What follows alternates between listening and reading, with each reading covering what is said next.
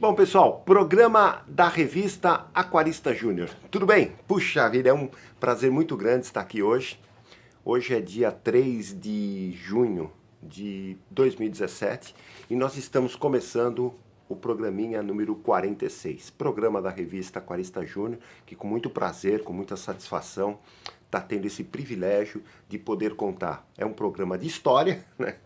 E nós estamos contando o quê?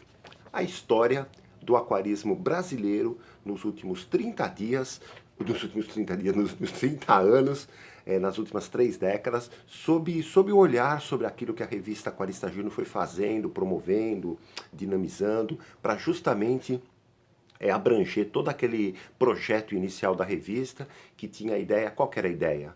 Divulgar, dinamizar, promover e incentivar o aquarismo em todos os cantos do Brasil, para todas as classes sociais, para todas as faixas de idade, para todas as idades e para todos os brasileiros e para todas as casas brasileiras. Então, você vê que até no outro programa eu falei de uma campanha, né, que a gente fez em 94, né, que foi relativo a um aquário em cada casa brasileira. Na época a gente estava com essa ideia de divulgar e promover essa coisa do aquarismo em todo o Brasil. Os vendedores viajantes ajudaram a gente, os próprios distribuidores ajudaram a gente, e nós realmente conseguimos criar o quê? Aquela coisa da semente na época, para justamente popularizar bastante o aquarismo, e hoje é um hobby bastante praticado no país, tá legal? Só para efeito cronológico, nós estamos contando a história, estamos no ano de 1994. Então eu tô pegando dos arquivos, pegando das pastas, das gavetas que eu tenho aqui em casa, pegando o quê? Pegando memórias, lembranças, coisas que foram acontecendo naquela época, né? Folheando as revistas da época, o que que acontece? Para ver o que que a gente foi tentando publicar, tentando divulgar, para justamente colaborar com isso. E separamos para hoje, para o programinha de hoje, a revista número 38. Olha a capinha dela aqui. Um grupinho de Kings, tá vendo aqui, ó? Olha que bacana. Entendeu? Então o que que acontece? Na revista 38, eu queria chamar atenção para as 3 destaques que aconteceu na revista, como, não digo como novidade, né? Mas uma coisa que colaborou. A primeira delas, só para você ter uma ideia, revista 38, junho de 94, tá? Então ela saiu publicada em junho de 94. Ela publicou uma matériazinha na página 8, que era uma ideia, no caso, né? Chamada Aquário Classe A. Antes de mostrar o esqueminha, eu vou falar. O que que era? Justamente a gente começou a ter naquela época, começou a pipocar, né, no caso, alguns aquários que eram montados onde? Em recepção de hotel, em restaurante, em escolas, entendeu? Recepção de escolas, né? Lugares, shoppings, que não eram shoppings tão grandes como hoje, né? Mas eram pequenos shoppings, shoppings já, vamos dizer, bem estruturado, como shopping mesmo, né? Então o que que acontece? Eles tinham essa ideia, já estava começando a pipocar a vontade de o que que acontece? Instalar um aquário nesses locais públicos. Então é claro que quando a gente está dizendo em local público, essa coisa toda, a gente precisa ter o quê?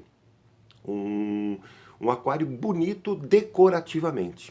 Porque qualquer alga, qualquer vidro sujo, para quem está olhando, para quem não é aquarista e está só apreciando, vamos dizer, o visual do aquário, vai achar que está mal cuidado, aquela coisa toda. Então, na época, isso em 94, olha como faz tempo, cara. Na página 8, a gente fez uma matériazinha, deixa eu ver se eu acho aqui, papapi, página 8, página 8. Aquário classe A. Deixa eu chegar bem pertinho aqui.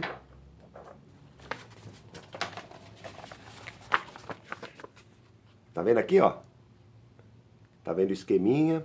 O que que acontece? Você tinha 2 aquários em um. Você tinha o primeiro aquário, que tá aqui, ó, visualmente falando, e tinha atrás dele, na época tinha surgido um pouco antes essa coisa de cesto vidro, alguma coisa. Então você imagina que você tem um aquário, beleza? Aí você imagina que o vidro do fundo do aquário é um vidro falso. Ele, vamos dizer, 10 centímetros antes, você acaba colocando um outro vidro para dividir, vamos dizer, o aquário da parte de trás do aquário. Normalmente o vidro que era usado era um vidro escuro, um vidro fumê escuro, justamente para toda a parte de filtragem, toda a parte que pudesse existir atrás do aquário, pudesse ser coberta visualmente do visual do público, entendeu? Então o que que acontecia? Na parte da frente você mantinha um aquário super decorativo. E a água, ela era chupada por bomba para trás, passava por como se fosse um outro aquário, entendeu? Dá até para ver aqui, ó, tinha, na época, né? Dá para ver pertinho aqui, ó, tinha filtro biológico, cascalho, plantas naturais, aquele filtro de placa mesmo, né?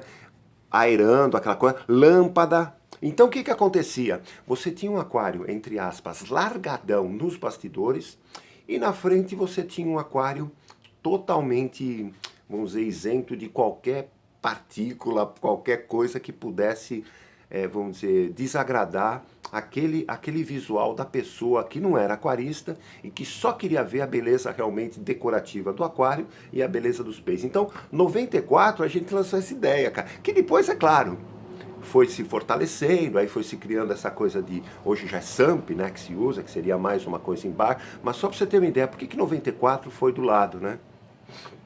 Hoje você tem os SAMPs inferiores, aquela coisa toda que fica embaixo do aquário, porque nós não tínhamos, gostaram, né? Pensar, nós não tínhamos, na época, né, bombas suficientemente fortes, né, para você colocar a água de baixo lá para cima, entendeu? Então era muito mais fácil você colocar a bomba mesmo que fosse submersa, no caso aqui, o esquema é até bombinha de submersa mesmo, né, de vazão, deixa eu ver como que tá aqui, papapi, papapá, bomba submersa 250 litros por hora, entendeu? Que nós tínhamos no máximo 500 litros por hora nessa época, né? Então chegava pouca coisa e o próprio fabricante começou a modernizar essa coisa de opções de vazões justamente nessa época daí pra frente, né? Então o que que acontecia? A gente era bacana ter essa coisa de aquário, vamos chamar, aquário filtro, né? Que na época seria o primeiro aquário, que eram os bastidores. Então a gente até na época fazia uma associação com bastidores, por exemplo, de programa de televisão, né? Em que o apresentador lá tá lá tudo bonitinho, no ambiente aqueles 2 metros quadrados assim de tela, vai, porque o resto realmente é mangueira, é corda, escada, cavalete lá para pôr a câmera, às vezes o filmador tá com uma roupa assim super rústica, então o que que acontece? Mas o que vale é a imagem que tá passando pro vídeo e aí passando para televisão. Então a ideia do aquário classe A, que a gente na época denominou, era justamente isso, ter um segundo aquário dando cobertura, ou dando suporte, ou sendo os bastidores de um aquário principal decorativo. E isso valeu porque foi um ponto de partida para essa coisa de popularizar o aquário como exposição, entendeu? Porque às vezes você podia formar uma pequena exposição, ou colocar um aquário, montar um aquário em algum lugar público, né, de visita pública, e esse tipo de conceito, vamos dizer assim, acabava ajudando a própria pessoa que ia fazer a manutenção do aquário, claro, a própria beleza paisagística e visual do aquário, para quem estava vendo, e não perdia essa ideia que a gente sempre falou, sempre comentou nas revistas, de acomodação biológica que todo aquário deve ter e merece ter, e vai ter com o passar do tempo, com certeza. Então, aquário classe A, puxa vida, 1994 foi quando a gente teve essa ideia, vamos dizer, de fazer esse tipo de sugestão, né? Aquilo que eu falei. Sempre fui ligado a projetos, a desenhos, essas coisas. Então aqui já era o quê? Já era minha, vamos dizer, atividade anterior como projetista, já vislumbrando o quê? Sugestões, ideias para os aquaristas, para aquelas pessoas profissionais mesmo da área, lojistas, que tinham clientes ou potenciais clientes que pudessem necessitar de um aquário de exposição. E pegou muito legal, porque aí com o tempo começou, então o próprio aquário, vamos dizer, bastidor, né? Ele ficava totalmente esverdeado, as paredes verdes, a lâmpada era forte, então as plantas cresciam, porque não tinha essa necessidade, vamos dizer, de beleza.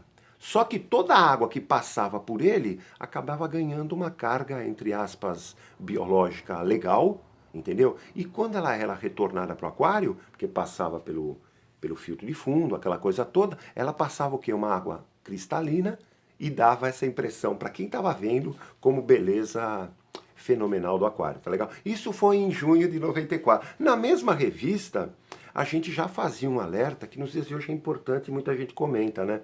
O aquário superpovoado. Tenha cuidado, mas dá para manter um, né? Então foi na página 11, deixa eu ver aqui se eu mostro aqui, ó.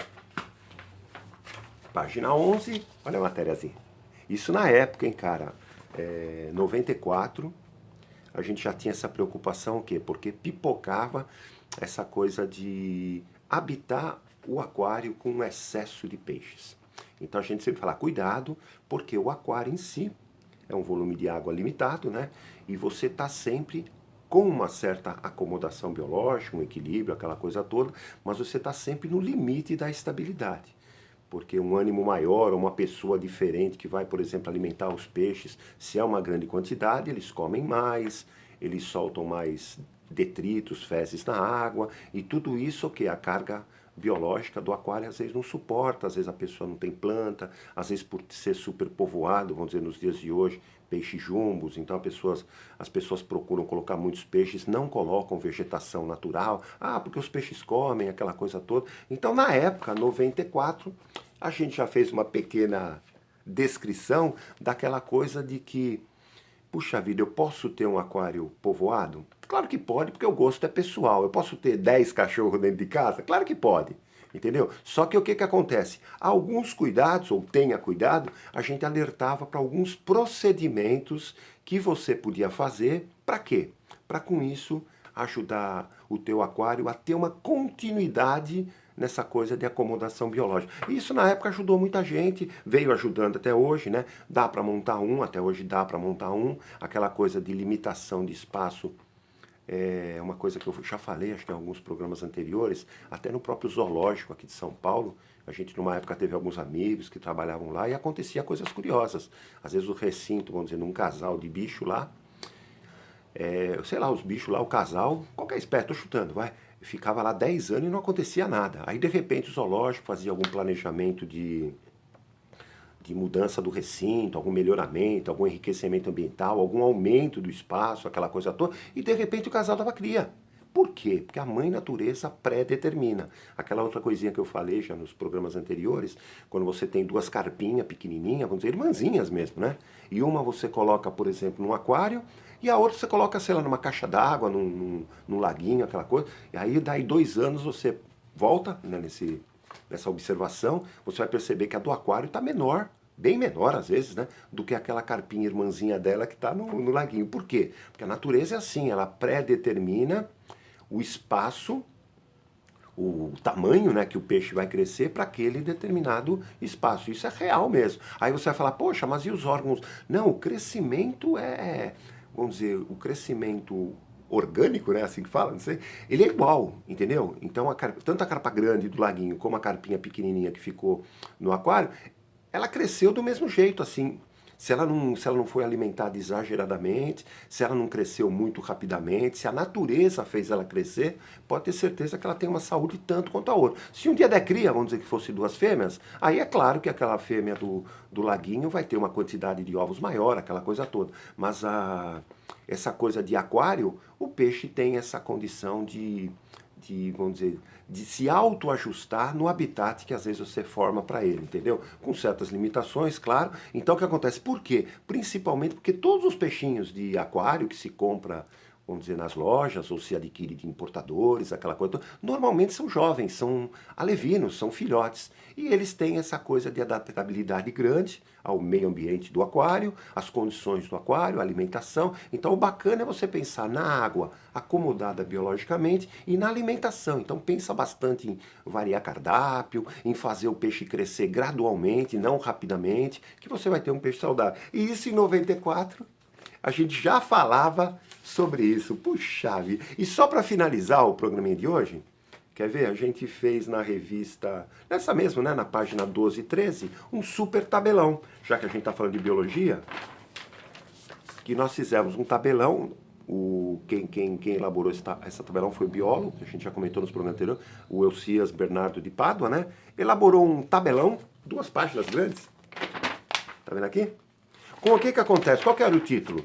Teores recomendados para a manutenção de organismos aquáticos de água doce.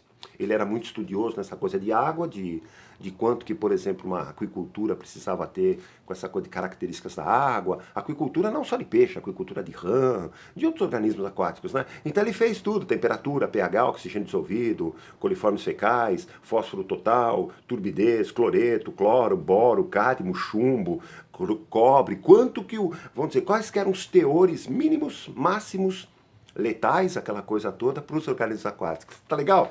Então estou encerrando o programinha hoje, o número, cadê aquele a fichinha que tá aqui, ó. O programinha número 46 está encerrando, tá? Gostaria de agradecer toda a audiência, toda a colaboração, não, a participação do pessoal que tem mandado mensagens muito animadoras, muito, vamos dizer, parabenizando realmente. Então a ideia é essa, como a gente tem muitos anos, né, dessa coisa tive o privilégio, né, de acompanhar toda essa evolução aí do aquarismo aí brasileiro nos últimos 30 anos, estou tendo essa vontade, essa satisfação aí de poder contar passo a passo. Estamos em 94, até chegar 2019 vai demorar, mas o que acontece? Semanalmente, toda segunda-feira, estamos aqui com um programinha novo, tá legal? Eu queria desejar uma boa semana a todos, Deus abençoe você, sua família, todas as pessoas que você gosta, e na próxima segunda-feira estaremos aqui sem falta com um programinha feito totalmente especial, puxando na memória, puxando, vamos dizer, nas lembranças, essas coisas bacanas do aquarismo. Valeu, um hobby fascinante. Tchau, tchau, bye!